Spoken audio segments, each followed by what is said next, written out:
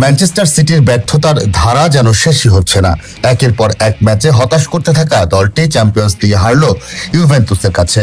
আর দারুণ জয়ে সরাসরি চ্যাম্পিয়ন্স লিগের নকআউট পর্বে ওঠার আশা আরেকটু জোরালো করল ইতালিয়ান ক্লাবটি। বুধবার আলিয়াঞ্জ স্টেডিয়ামে চ্যাম্পিয়ন্স লিগের ম্যাচটি 2-0 গোলে জিতেছে তুরিনের বুড়িরা। পুরো ম্যাচে বল দখল ও আক্রমণে এগিয়ে ছিল সিটিজেনরা, তবে গোলের দেখা পায়নি তারা। ম্যাচের প্রথম হাফে কোনো গোল হয়নি, তবে দ্বিতীয় হাফের শুরুতে এগিয়ে যায় স্বাগতিকরা।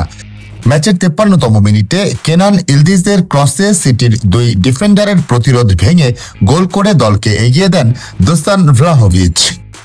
আর ম্যাচের 75তম মিনিটে ওয়েস্টার্ন ম্যাককনির চমৎকার গোলে সিটির ঘুরে দাঁড়ানোর আশা ফিকে হয়ে যায়।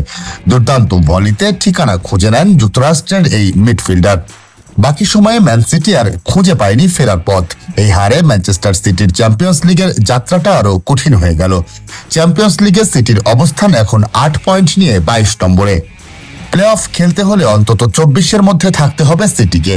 এখন পরের 2 ম্যাচ সিটির জন্য হতে যাচ্ছে অগ্নি পরীক্ষা। সেই ম্যাচগুলোতে ব্যর্থ হলে প্রথম রাউন্ডেই শেষ হয়ে যেতে পারে সিটির শিরোপা স্বপ্ন।